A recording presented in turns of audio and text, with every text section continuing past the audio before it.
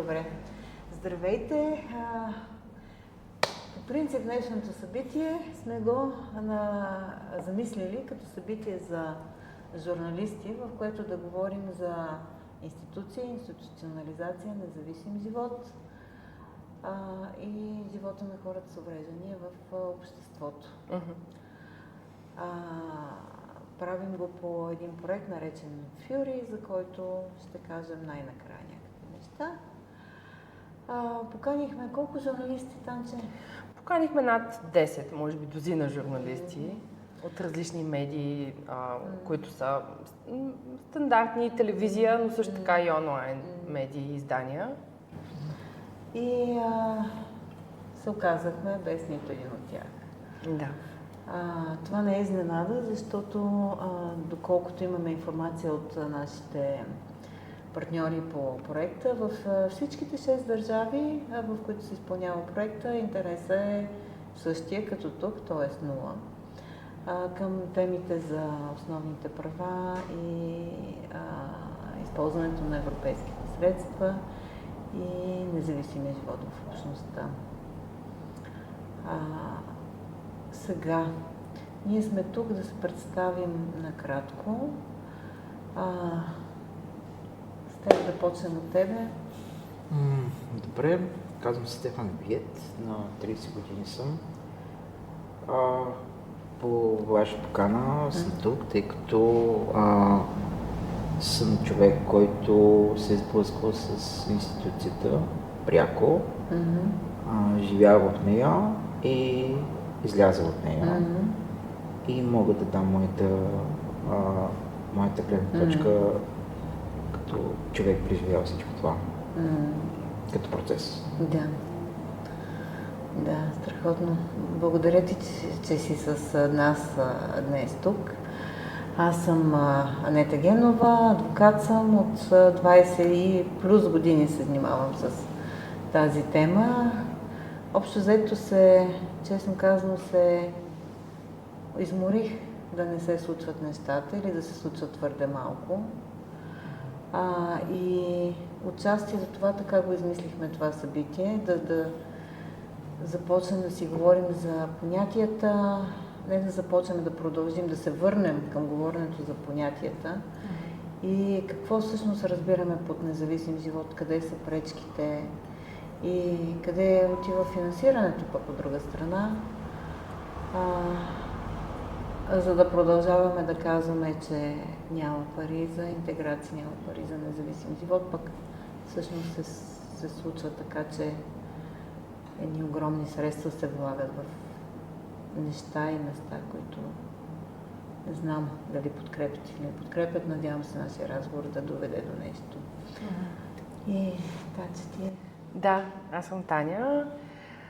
По професия съм социален педагог и от близо 5-6 години вече работя и съм част от екипа на Сдружение Независима експертна мрежа НИЕ и изследваме различни процеси, свързани с борбата за независим живот на хора с увреждания и нарушаването на техните права. И в рамките на този проект точно изследваме дали европейските средства, които се дават за социални услуги, които са много, като средства, милиони, дали се използват правилно и дали по някакъв начин помагат процеса на деинституционализация и правото на хората с увреждания да живеят независимо в общността. Аз предлагам да почнем от твоята история, ако искаш. Моята история. Каквото си готов да кажеш. Аз съм всъщност,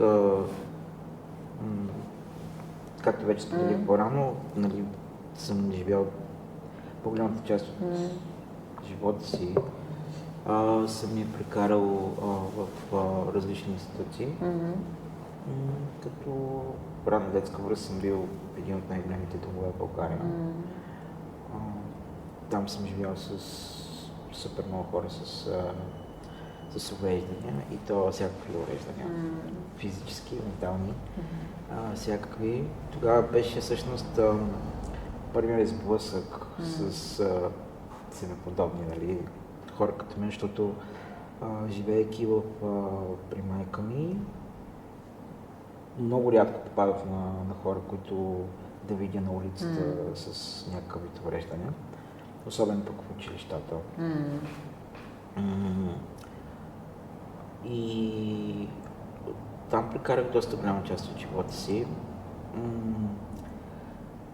Всъщност, причината да отида в тази институция беше, че просто родителите ми нямаха възможност да се грижат за мен пълноценно. Нали, чисто като финансова гледна точка, достъпна гледна точка също, и това предразполага това решение да бъда в институция. Но, нали, колкото ми взе, всъщност доста неща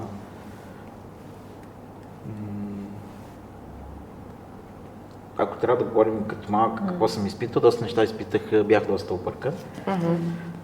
След това, нали, до определена възраст бях там, след това се преместих в друга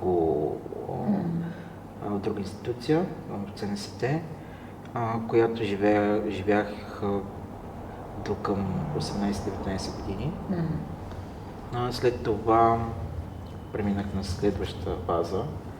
Това е като да дигнеш левел.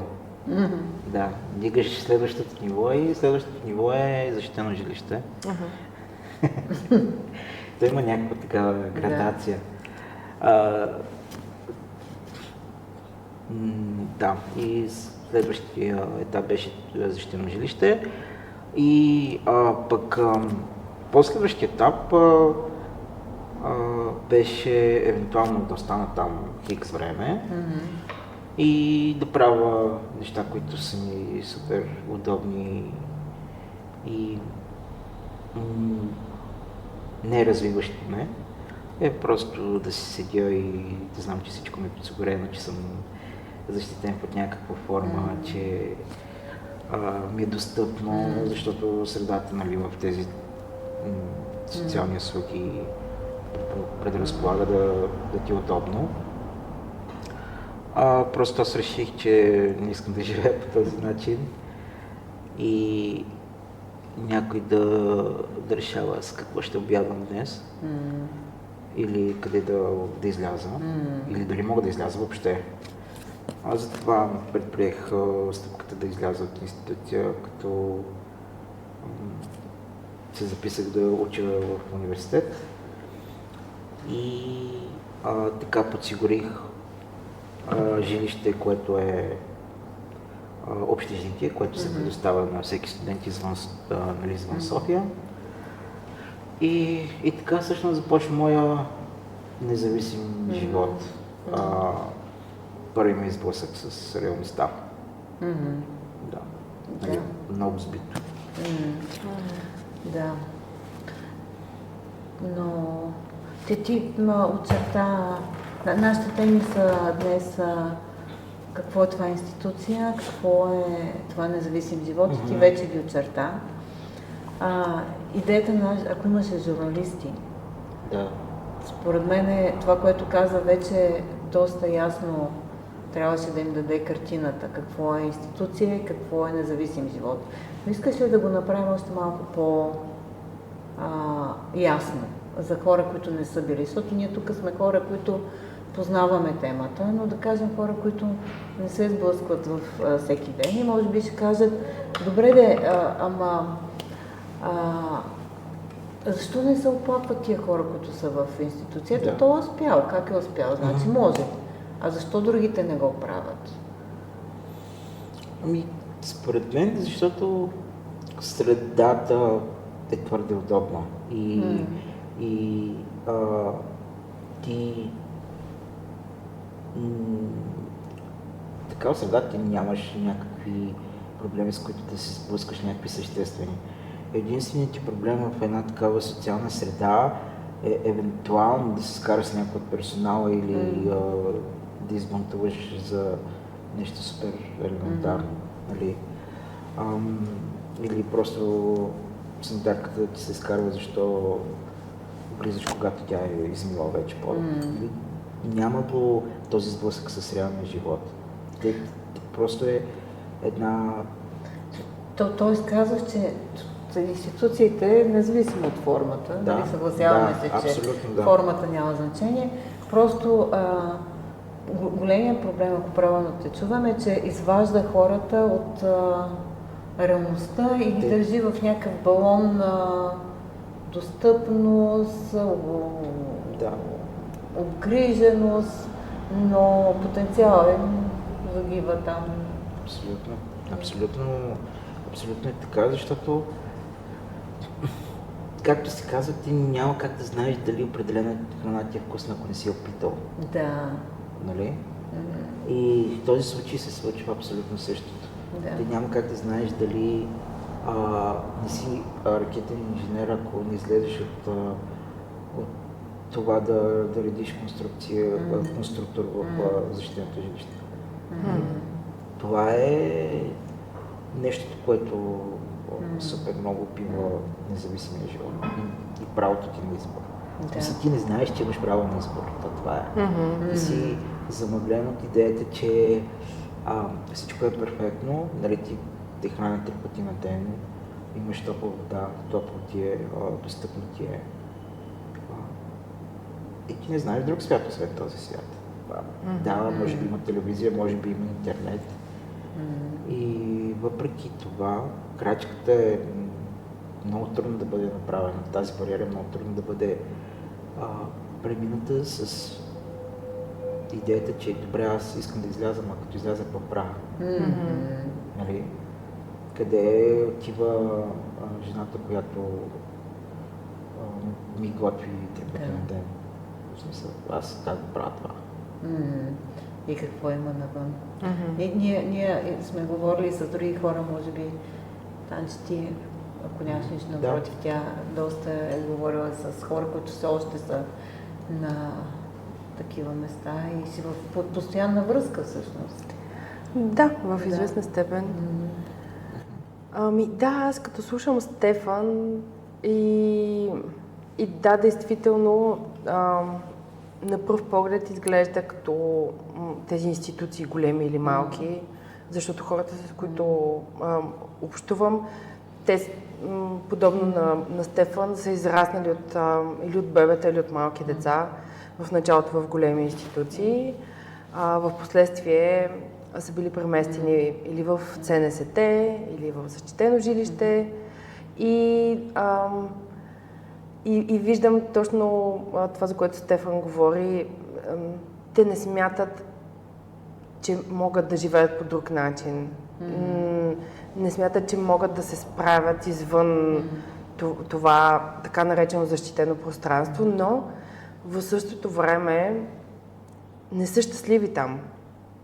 Защото базисните условия съществуват, те се подобрили, т.е. базисните материални условия от големия дом в малките домове, в малките институции, а сега чисто в материална гледна точка са по-добри, но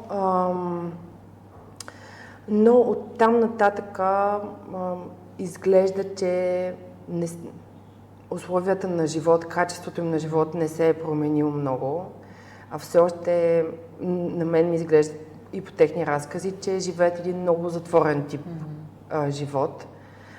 Храната им е доставяна, те не одобряват какво ще ядат. Нали, има решенията какво ще ядат се взимат от управители на тези институции или от някакъв персонал. И те нямат, например, част от тях, особено в тези тип защитени жилища, в някои от ЦНСТ-тата, те имат самостоятелни стаи, имат дори кът за готвене, но нямат право да готвят там. Буквално, нали, чисто официално нямат право дори да поискат да готвят. защото има кетеринг, нали, има такава услуга. И ти ако искаш да ядеш нещо друго, или да не ядеш, или да си приготвиш сам, нали, да бъде, защото ЦНСТ е център за настаняване от семейен тип и нали, в своя си дом ти би искал да си сготвиш, ти да си направиш чай или всякакви такива неща, които нали, за хората, с които аз общувам, доколкото разбирам, нямат право да го правят. После искат да излязат, искат да имат социален живот, защото са млади хора, имат приятели, които са извън този дом и те трябва да искат разрешение, трябва да им се даде това разрешение с някаква бележка, където те да напишат кога ще се върнат. И всяко нещо е... Те са така, като ми разказват, имам чувство, че са под някакъв вид контрол през цялото време. Тоест, те не са свободни да направят избори и дори тези, които искат повече, искат да живеят самостоятелно, искат да имат повече свобода, те да решават. Тоест, те да решават за собствения си живот, като всеки един от нас. Изглежда, че не могат да го направят. Дори понякога, когато нали, ние си говорим, дори нали, и с теб, с Ани сме имали такива разговори, сме били части от такива процеси. Има един толкова сериозен страх, че не могат да се справят. И когато съм ги питала какво се прави в ЦНСТ или в защитено жилище, в част от тези малки институции, какво се прави, какво ви учат като умения, за да може вие да живеете независим живот, защото нали, като част от деинституционализацията тези малки институции са направени да бъдат временно решение. И крайната цел е нали, живот в общността. И аз чувам по-скоро обратното. Чувам, че персоналът там, когато те изказват желание да живеят навън, като вие няма да се справите, ще ви излъжат, навън е много тежко, навън е много опасно. Не знам нали при теб как е било. И изключително, да, смисъл, много трудно ми се струва. Да, само тук, като ви слушам, много ми става ясно, че говорим за една форма на зависимост. И то зависимост, която можем да я сравним с всяка друга зависимост, дори от субстанции, защото ти ставаш зависим от определен начин на живот, определено състояние, от което ти е трудно да излезеш. Може би е прекалено това, което казвам. Поправете ме. На мен ми звучи много резонно това, което казваш, защото е факт. Нали, всеки човек се старае в живота си да изпитва някакви добри чувства. Нали? Сега той какво разбира под добри е друг въпрос. Нали? И ако и всеки човек всъщност иска да му е комфортно, иска да му е спокойно, иска да му е защитено. И тези неща, които нали, предлага тази институция, всъщност са, ако мога да кажа, този опият, който се гнезда в съзнанието на потребителите вътре. Нали? Този страх. Този страх и това постоянно боботене, как ти, разбираш ли, излезеш навънка е много трудно. Няма да се справи, защото съм чувал тези реплики. Няма никаква вяра в потребителите вътре, че те могат да бъдат осъзнати и самостоятелни хора. Нали? Но това нали, с годините толкова много е казано, че то ти става мантра, ти вярваш в тази идея, това, което ти казват. Да, ние в предварителния разговор си поговорихме за домашното насилие, сравнихме до някъде това, което хората в институции преживяват с форми на домашно насилие. То го сравнихме до някъде като последици и какво могат да направят хората с които са били жертви на насилие и какво могат да направят хората, които са в институции. От гледна точка на насилието, което самата институция представлява. И този контрол, той е понякога много ясна форма на насилие, нали така? Но понякога е много скрита. Сега това, което ти казваш, ама ти няма да се справиш, ма ти знаеш ли живота колко е труден навънка, тук виж колко ти е добре, ти нямаш тези умения. Това може да се разглежда дори като форма на грижа и човека, който го прави, може въобще да не е съзнателен за това, че го прави, защото че това може да е форма на насилие.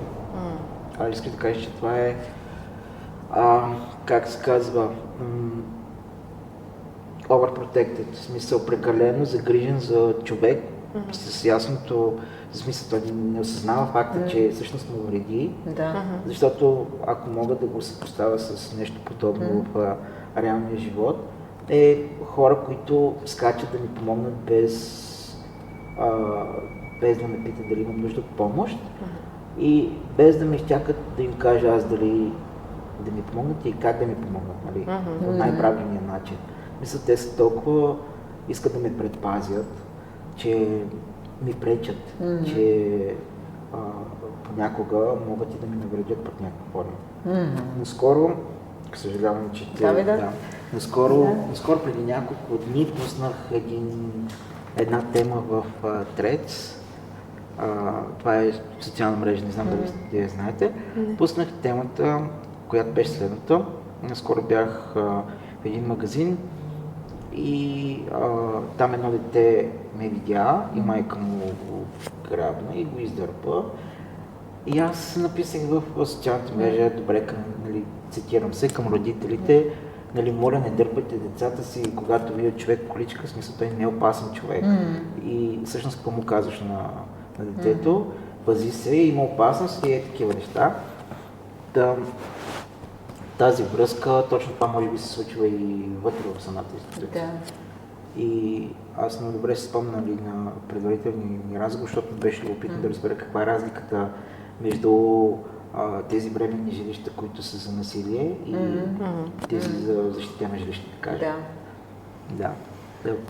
Да, беше много интересно да направим сравнението, защото когато имаме човек преживял домашно насилие, той може да отиде в един кризисен център и да получи психологическа подкрепа, временно настаняване, докато си уреди въпросите къде да живее, какво да работи, как да си осигури доходите, но след това излиза. След това излиза и има подкрепата от психолози, социални работници, хора, които знаят за какво говорят и за последиците от това нещо, което е преживял и върват с него, докато стане самостоятелен. После може никога да не се чуят, може никога да не се видят. Той е получил подкрепата или тя, разбира се. Докато когато говорим за институциите, случва се нещо, което първо не се разглежда като насилие. Второ, няма го това съпровождане към така, не ми е много удобно да го кажа, нормалния живот. Той е живот, който не е чак толкова лесен в реалността, не е чак толкова осигурен, не е чак толкова сигурен, но пък е истински и там имаш възможност да се пребориш и да достигнеш до нещо, което е... Да се развиваш. Да, точно така. Като казва развиваш, сетих това, което бях споделил по-рано, че нали, има някакъв път в тези институции, както казах. Пътя е нали, от малък до 18 годишни деца на сете, от 18 до 35 години защитено жилище и от 35 години там старчески дом. Нали, това, старчески дом? Да, това е пътя и вече от старчески дом, нали, да. Така че това аз го виждам като някакъв... Това е сигурния път. Това е някакъв път, който в момента си извървява от някакви хора, със сигурност. Нали, аз съм имал познати, които точно по този начин са се придвижвали. Да, това е било техния живот. Това е била тяхната линия на живот. Мисъл, няма линия от 18 до 25 години университет, от 25 години брак и 8 развода, примерно казвам. Нали, нещо, което е в истинския живот. Ти имаш някаква много затворена линия на живот. Всичко е в някаква кутия, от едната кутия отиваш в другата. Да. Просто тъжно за човешкия потенциал, огромният човешки потенциал, който се погубва по този начин. Да, и правото на избор. В смисъл, защото какво право на избор имаш реално между тези кутийки, за които ти говориш, и тази неизвестност, която дебне навън в света. Ти как се справи? Защото ти си го направил това нещо. Добре. Аз преди да кажа аз как го направих, искам само да допълня, нали, това, което казах, че нали, има някакъв преход от една кутия в друга кутия и това, нали, този страх от неизвестното, но всъщност мен също ме беше много страх да изляза, защото не знаех какво ме очаква. Никой не ми каза всъщност какво да очаква. Може би имаше някакви насоки от приятели, със сигурност. В такива моменти не можеш, в такива моменти не можеш да, или ако можеш, много трудно би могъл да пребориш този страх, но няма тази подкрепа извън тази институция. Със сигурност мога да го твърдя това, защото аз го изпитах на своя гръб. Излизаш от тази институция и какво? Излизаш с пенсия от 200 лева тогава. Общежитие, което дава на преференциални цени. И въпреки това ти трябва да се придвижиш до университета евентуално. Трябва да се храниш и имаш консумативи за плащане. Лична грижа, какво е това? Нали? Защото, ти можеш да имаш този хикс асистент, който да е 4 часа с теб, защото така е преценил оценка някаква. И ти тия 4 часа трябва да ги разпределиш, така че да можеш да живееш независимо и пълноценно. Това много трудно се случва. Тоест, понеже се опитваме да говорим за понятията, имаме институцията, горе-долу я описахме какво представлява. От другата страна, живот в общността, къде е общността в цялата тази история? Какво значи това? Има ли я? Ти каза приятелите, хората, които не са могли да излязат и нямат този приятелски кръг. Нямат приятели, точно. Те нямат общност. Нямат. И какво се оказва, че има едно общество, което въобще... Имаме, включително аз бих казала, една социална система, която не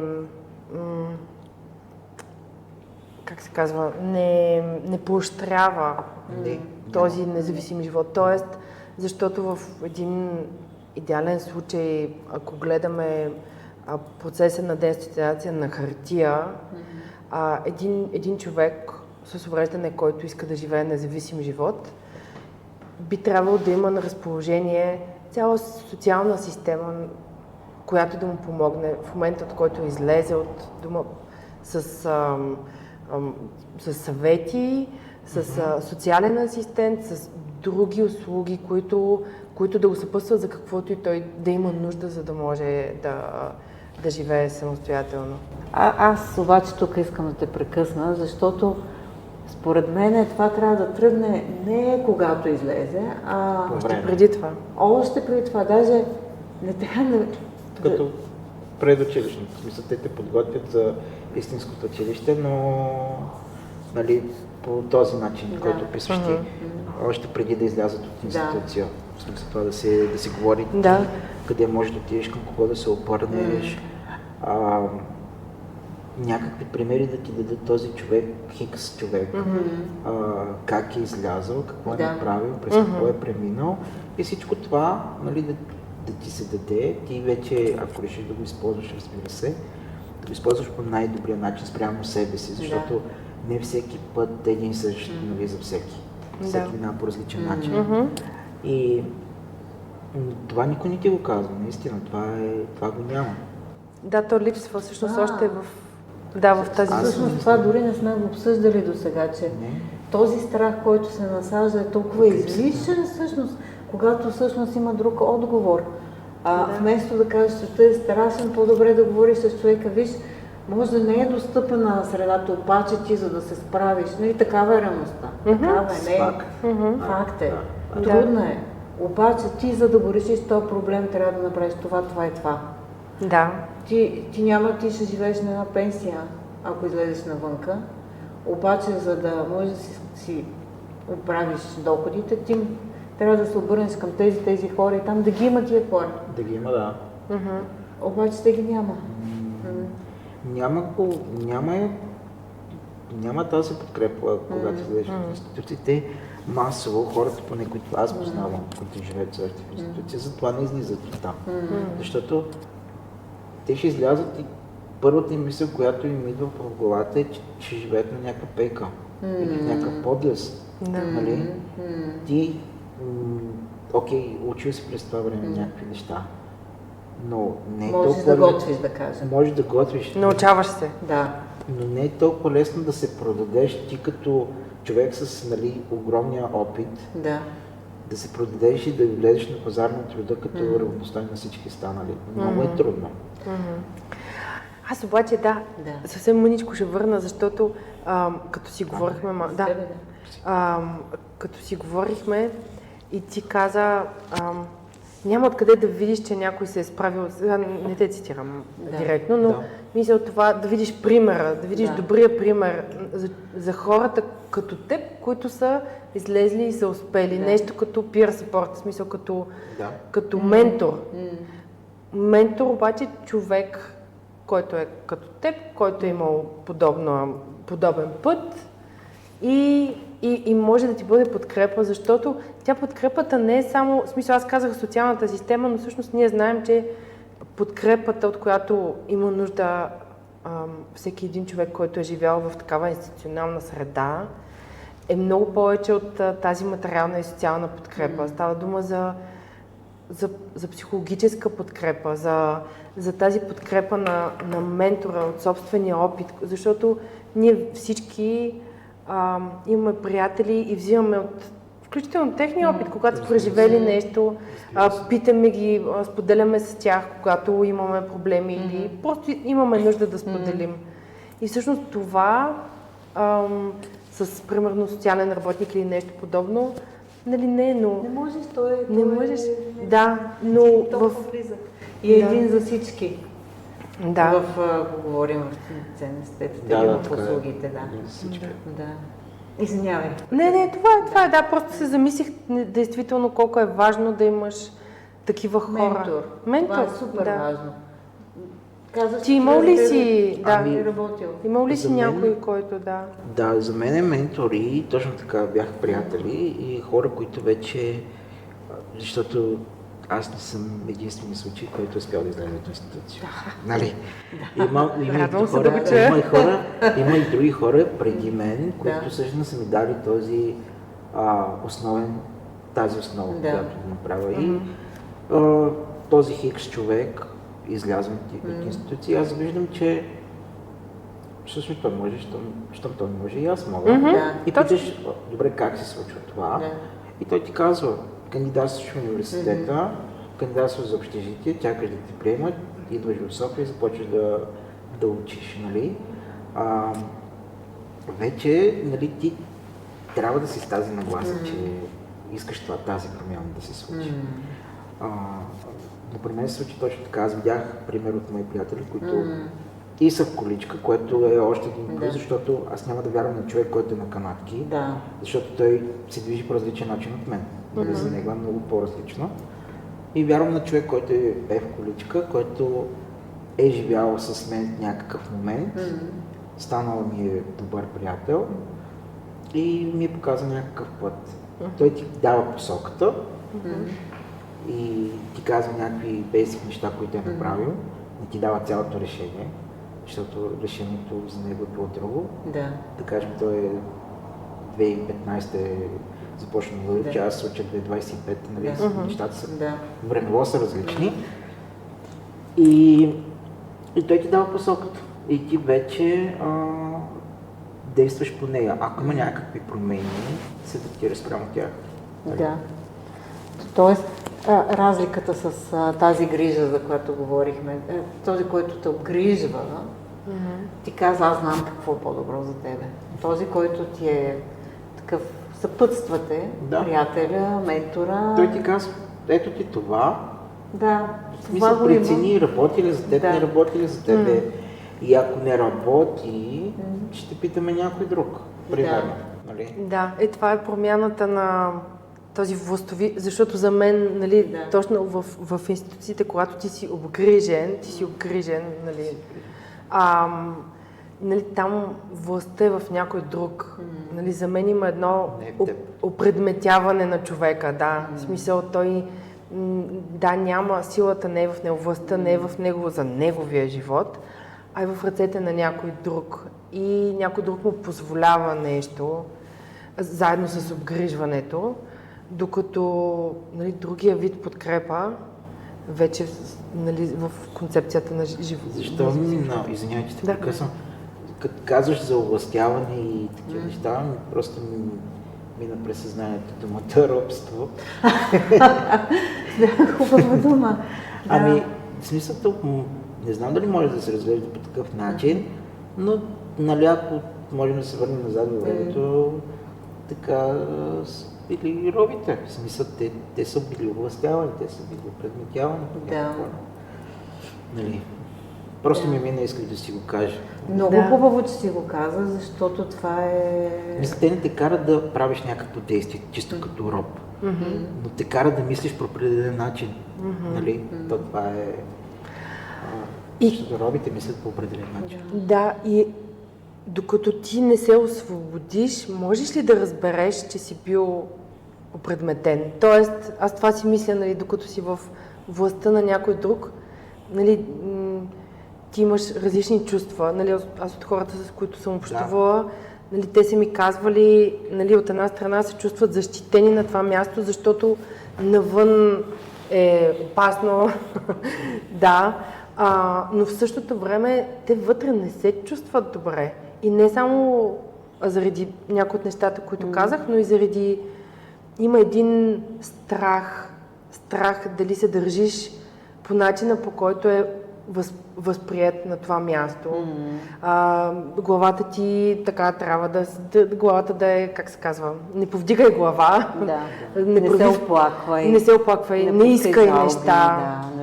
Не прави конфликти, ако може. Просто ако можеш... Прави конфликти, за да ти обръщат внимание или нещо такова. Да, но... това е, което... Аз това напълно го разбирам от гледна точка на тяхното съзнание, защото на мен ми се случва, когато съм бил в институция, скарам се с някой от персонала и живота ми става по-гаден. И той, защото има определена власт в тази институция. Нали, това като при затворите, ако си окей с някои полицаи вътре, там как се казваха. След тая, ако си окей с този хикс човек, животът ти вътре е много по-добър. В смисъл, няма да те кара да правиш неща или да те унижава. И трябва наистина да внимаваш, като си в такава среда, трябва да внимаваш какво казваш, как го казваш, от кого се обръждаш. Даже не трябва да става дума за оплакване и жалване за нещо. Обаче аз искам да се върна към нещо, което ти каза за менторите. За хората, които имат опити, че сте в общество от хора, които сте успели да извървите този път, така да се каже. Вие си имате контакти помежду си. Знаеш ли, някога тези, които водят социалната политика, така да се каже, тези, които управляват социалната политика, властите, с други думи, да са се обръщали към вас и да са ви казали, хора, как го направихте? Какво да направим, че другите хора да го направят? никой не ме е питал за нещо подобно. Те не ме питат на мен какво ми е удобно, чисто, ако трябва да говоря от гледна точка на човек с увреждане, който се придвижва с инвалидна количка. В повечето случаи властта предполага на мен какво ми е необходимо и аз от какво имам нужда, без директно да ме пита наистина аз от какво имам нужда. Защото той, държавата или там властите предполагат, че релсите за подледа означава достъпно за мен. Нали? И те ги слагат, без въобще да се допитат до обществото, до тази фокус група или до определената група, която използва тези неща. Така че тя предполага, че това, което описвате вие е деинституционализация, тази сложна дума. Аз мисля, че ако се премахне тази дума, може би ще се премахне и институционализацията като цяло. Мисъл, това е. Да. Стана ли нещо ако е по-просто заказване, може би оттам може да тръгне някаква промяна, знам ли. На мен ми е много сложно да го казвам. На мен много добре казвам. Да. Тоест, ти засегна и другото нещо, което исках да те питам, кой измерва достъпността на една среда във всеки един смисъл, не само архитектурната среда. От твоя гледна точка? Пак казвам, от моя гледна точка, хора, които предполагат, нали, че определеното пространство или улица е окей, без те да се сблъскат с нея директно, без да се допита до обществото, което наистина изпитва трудност да се придвижва. За съжаление в България масово има директиви, има закони за това нещата да бъдат достъпни, но те просто се тикват. В смисъл, боксче, това е определен бокс, ти имаш определени условия, които трябва да направиш преди да отвориш хикс сграда. И тикваш, тук имам достъп, според мен е окей. Според мен ще мине количка, няма проблем, и го тикваш. И за тебе едно стъпало не е проблем, защото за тебе е окей. Нямаш го този поглед. Да, ние включително, когато търсим места за провеждане на събития, и от първите въпроси, които питаме, достъпно ли е за хора с увреждания, и обикновено получавам отговора, да, достъпно е. И всъщност, понеже работим директно, както с теб, така и с Митко и с други хора, аз вече съм се научила, но това е знание, защото иначе казала достъпно и отиваме и всъщност то не е достъпно. И си говорим с тях и се оказва, че всъщност има едно стъпало, което не е малко пред входа, вратата не е достатъчно широка и така нататък. Има и достъпността всъщност е едно понятие, което...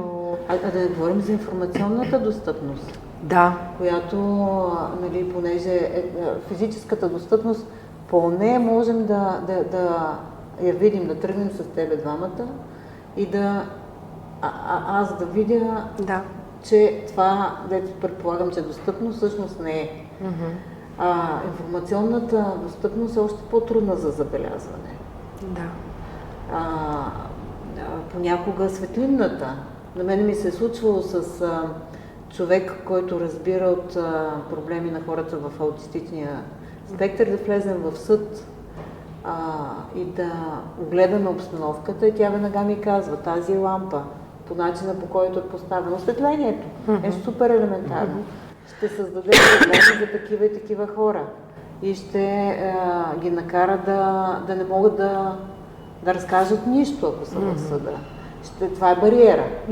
Аз никога не ви предположа, докато няма някой, който да го каже, да ми го покаже. Пак, за съжаление, тези теми навлизат твърде късно в нашата територия. Това, че определено съдържание не е помислено за човек, който да кажем, има дислексия, има трудно да чете, да помисли за сайта си, че този сайт трябва да има определени разстояния, определен шрифт, който да е разбираем за по-голямата част от обществото. Но тези неща лека по лека започват да навлизат. В момента даже, мисля, че миналата година влезе закона за достъпна дигитална среда, която в момента всички се активизираха и всички започнаха да правят сайтовете си достъпни, нали, за незрящи, за хора, които с дислексия. Това казваш, дава малко надежда. Да, лека по лека. Аз мисля, че технологиите дават много голяма надежда. И аз това си мисля, че могат да бъдат голяма помощ. Но социалната система, за съжаление, доста изостава от технологичния напредък. Да. И понеже беше замислено това като събитие за журналисти, искате ли малко да си поговорим за начина, по който тематиката, за която говорим, се отразява в пресата? Добре. Да. Аз имам някакъв поглед. Сега може да го чуем, да. За хората, нали, които, така ще кажа, хора като мен, нали, които са с увреждания, в повечето случаи нали, са представени като хора, които или са супер тъжни, наранени, горките, нали, или са супергерои, които могат да преместят планини. Нали? Това от една страна ти дава някакви чувства на... Когато говорим за призмата, че те представят като жалостива, горкия, нали, то се нагнетява на цялото общество. И всеки път историите започва с това как нали, човек в инвалидна количка, не знам, наскоро ми се беше попаднало нещо. Добре, ще дам пример със себе си. Нали, Евала за това, че си излязъл от къщи, нали, това уау, че си го направил, или Евала, че си излязъл да пиеш с приятелите си. Нали, което те прави някакъв хипер-супергерой, а просто за мен това е нещо напълно нормално и човешко. Абсолютно. Да, не е лесно да излезеш, но аз също така съм и адаптивен. Нали? Това, че съм се адаптирал по някакъв начин, не ме прави супергерой, просто ме прави човек, който гледа нещата по различен начин. Нали? Минава през различни трудности по свой собствен начин, като всеки един от нас. Така че историите, които са в медиите, масово са така. Или е супер жално, или е супер жално и дава нотки на тъга и съжаление, което е супер гадно. И така те гледат цялото общество. В смисъл, ти това го представяш на хората и те нямат друг поглед на тебе. Или си горкия Стефан, или си супергерой Стефан. Да, ти как се чувстваш от тия две възприятия, от тия две крайности? Аз толкова съм претръпнал път някаква форма, когато се сблъскам с нещо подобно, че нали, го обръщам на хумор под някаква форма, защото съм забелязал, че хумора е средството, през което хората може би ще ми разберат една идея по-лесно. Универсалния език. Да, това е универсалния език и хумористично подхождам с такива изказвания на горкия Стефан и на супергероя Стефан Евал. А как искаш да бъдеш възприеман? Аз не искам да бъда възприеман по никакъв, как да кажа, никакъв определен начин. Това е нещо, като... Ти веднъж каза нещо супер важно, че трябва до там да докараме темата, че да спрем да говорим за това. Да. Но сме далеч. Имаме доста да говорим по темата, за съжаление, но наистина, факт е, че ако спрем да говорим за достъпност, за деинституционализация, означава, че тук няма такъв проблем. Ако не говорим за това. Нали? Или ни е забранено. Не. Не, или ако имаш предвид, ако достигнем до там, че няма нужда да говорим за това ли? Да, в смисъл, ако се изчерпа понятието, имаш предвид. Да, по-скоро нуждата да говорим за достъпност и нуждата да говорим за... Да, тоест това е мечтата, може всъщност, би. това е... Това да са нормални неща и просто да не са с си такива мисля, големи понятия. Когато за конвенцията си говорим, там има едно понятие универсален дизайн. Аз за това съм мисля непрекъснато вече. Това е много яко, да. Защото ако всичко е помислено, че да е удобно и достъпно за всеки, всички тия неща те се разпадат от само себе си. Няма нужда. Няма нужда от нас. Аз съм си мечтая за момента, в който няма нужда от нас. Адвокати по правата на човека. Да. Да. Да. И да. И още нещо. Ако трябваше да имаш послание към журналистите, какво ще да бъде? Посланието към журналистите да бъдат смели, защото да не ги е страх да показват реалността така, каквато е. Нали? Да не преувеличават в патоса. Да не преувеличават с някакви неща, които практически не са верни. И да не ги е страх да ги задават въпроси, колкото и неудобни да са. Аз това го казвам и на други хора. Не е срам да не знаеш, срам е ако не попиташ. В смисъл, питай ме и ще ти отговоря, колкото и неудобни да... Няма неудобни въпроси, нали? Има подход, който трябва да е по-приемлив. Това може би бих казал на журналистите, да не ни превръщат, нали, хората с увреждане като нещо различно от обществото, защото така ми гласа дават. Нали, вижте, просто да започне да се дава тази промяна в обществото, която да казва Стефан Виев, не е Стефан Виев инвалидна количка. Нали? Да.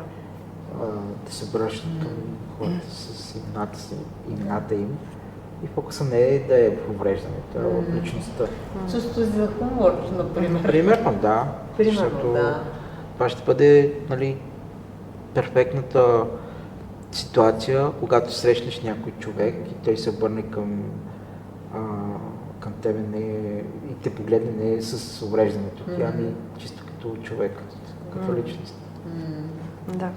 Да, това би било добре за край, ма ми се иска и ти да кажеш какво искаш да кажеш на журналистите и аз да си кажа какво аз искам да кажа. Това иначе би било чудесно за край. Да, аз много ти благодаря, много ми е хубаво да си говорим и някак си, Стефан, толкова хубаво казваш, директно казваш нещата. На мен ми се иска журналистите да са по-критични и да бъдат критични към информацията, която получават, която проверяват, да търсят гледни точки и според мен да се чува повече думата на самите хора с увреждане, а не различни представители на власти, специалисти, включително хора като нас, да говорим за хората с увреждания. В смисъл, защото както мотото на Центъра за независим живот е, нали, нищо за нас без нас. Нали, за мен това е посланието, което бих искала да дам.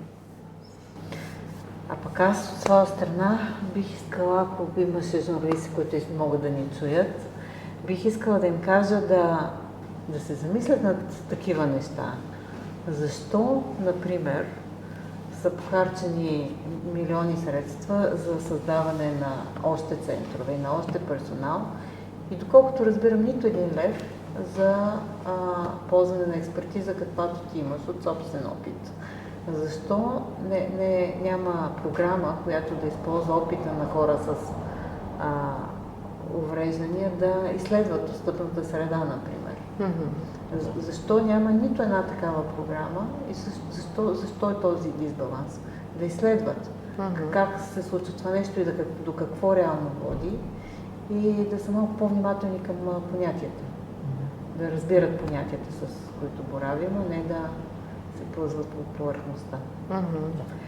Това си мисля аз. Да, много благодаря. Благодаря.